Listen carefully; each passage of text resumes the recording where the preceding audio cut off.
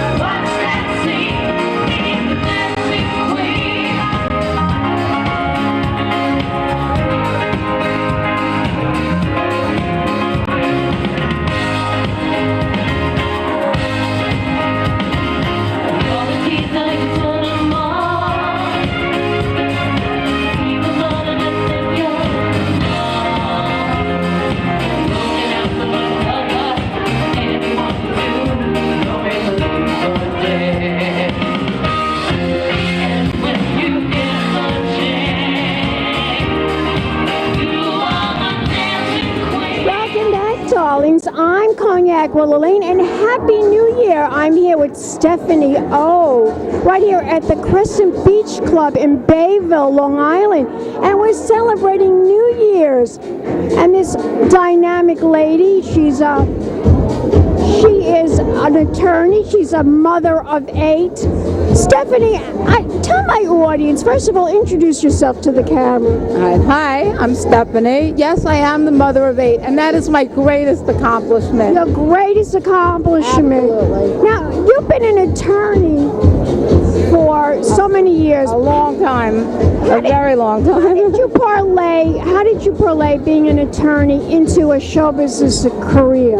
I don't know. You know what? It was one of those things I always liked. A friend of mine said to me that when we were in 10th grade, I said, one day I'm going to be an attorney and I'm going to have a show. And so I became an attorney, and it took a lot of years to work on having a radio show and hopefully turning that into something more. I just enjoy it. I'm a people person. I enjoy it. But my greatest claim to fame is my children and their accomplishments. Oh, I mean, they're outrageous. That leads me to my next question. I mean, you're a mother of 8.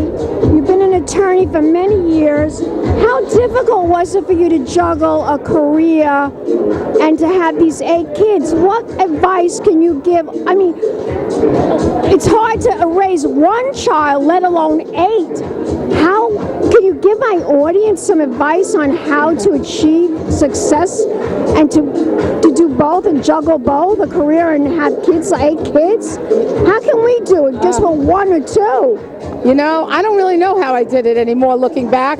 Part of it was youth, being younger. I had more energy and I never thought about the future. Like, everything was just daily. I lived daily, you know. There was just a daily routine. I had my children, I had a routine with them, and I never sweated the small stuff. I really didn't. Because look, my son had asthma, So we had big issues, and I tried to just deal with big issues and not small issues. And it somehow worked for me. I don't know today, a little older, if I could manage that many kids and all their issues as little children. But I think it's the opposite with me, because as my kids have gotten older, they've become more self-sufficient, and there's really been less problems. I know people say bigger children, bigger problems, but I really haven't found that situation. So the key really is not to look so far into the future, just do it on a daily basis and get through that day. And that's how you can juggle both the career and raising children at the same time. I also was good at having children. Like, I never was the kind of person who had any problems. I was very fortunate. I got pregnant, I gave birth, I went right back to work. So you really didn't think about it, it was just something that just happened for you. I liked being pregnant. I got to eat a lot and a lot and a lot. Everything I always wanted to eat, I got to eat. So I was a very happy pregnant woman. That's hysterical. Now, you didn't start out being an entertainment lawyer. When you first started law, tell my audience, what kind of law did you practice? I was a personal injury attorney, and I still am. I still love personal injury work. The problem is, and I know this is actually going to sound somewhat crazy, but it's going to make sense. Years ago, there was a lot more personal injury cases because cars weren't built the same. There weren't the same safety standards in our everyday living. Now that safety standards are a much higher level, there really isn't as much personal injury work. It really started phasing out.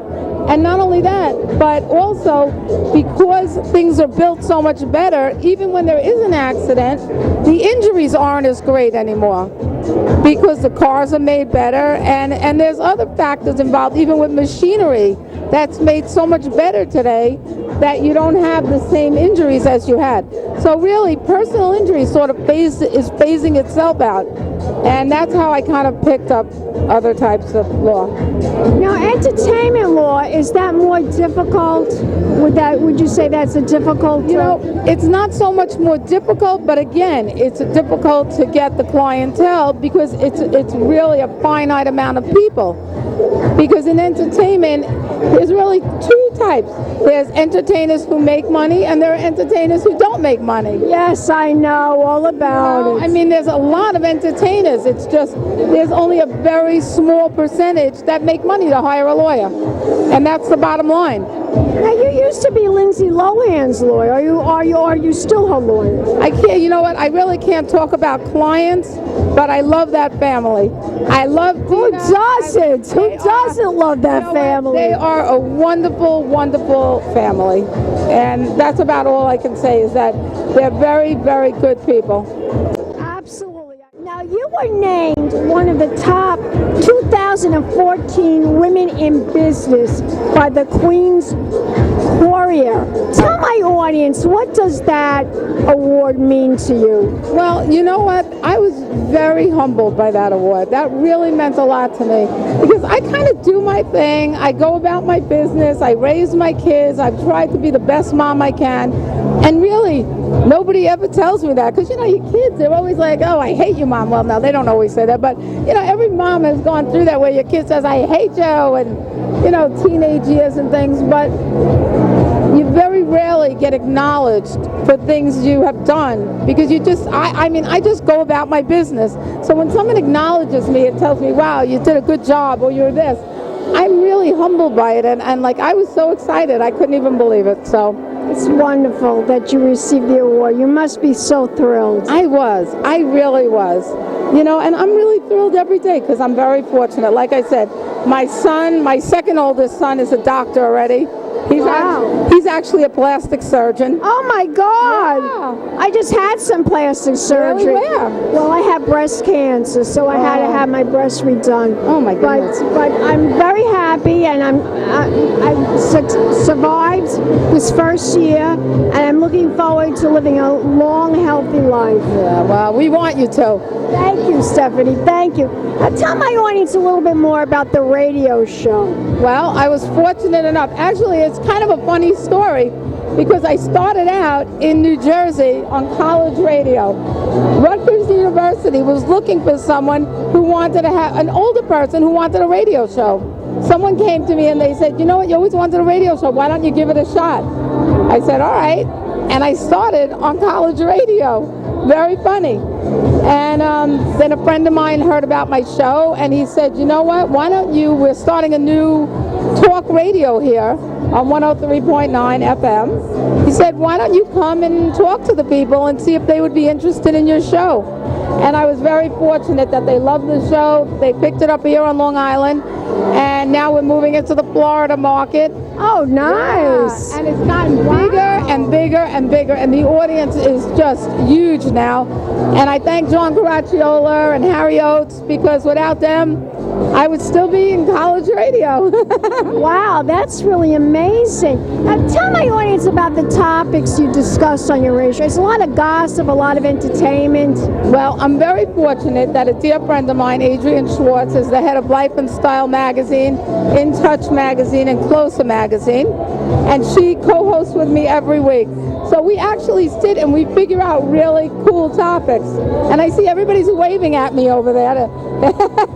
But we do. We find really cool topics, and then we make them into shows, and we love it. I love it. And I love time. Nobody has more fun than I do. I love the idea. I want you to tell my audience where we can go to find out more information. What's your website? Go to the Stephanie O Show, or friend me on Facebook, Stephanie Ovadia, or go to 103.9. You can read about me on their site. And thank you. Thank you for interviewing me. I love you. You're amazing. I love you too. Don't go away. Give me a kiss goodbye. Bye, honey.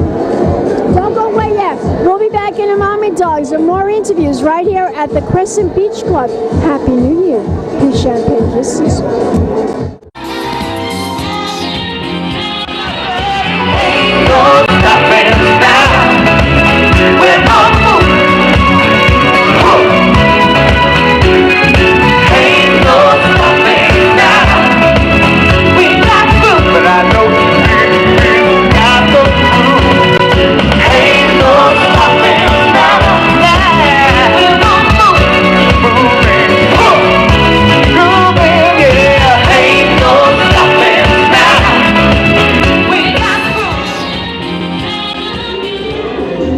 Welcome back, darlings. I'm Cognac, Wellerlane, and I'm here at the Crescent Beach Club for Happy New Year.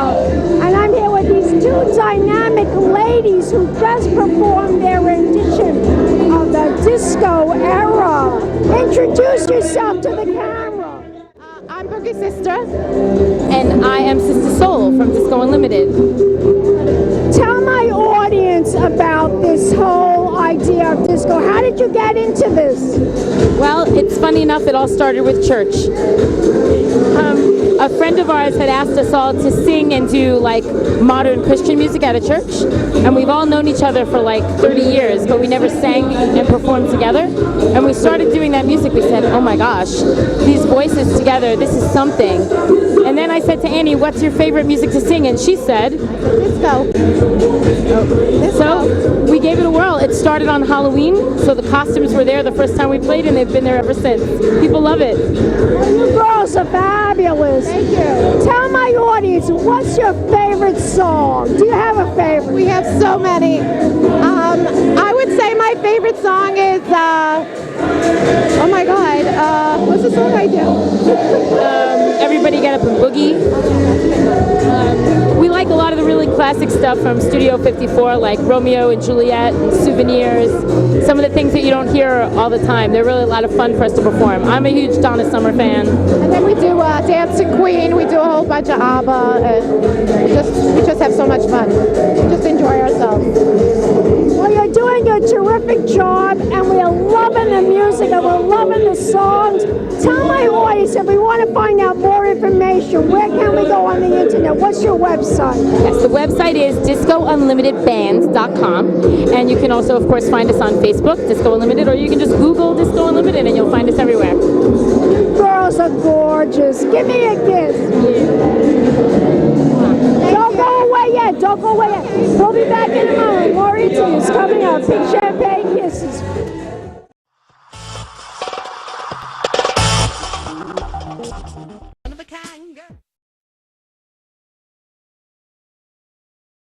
been a Crybaby Productions, darlings.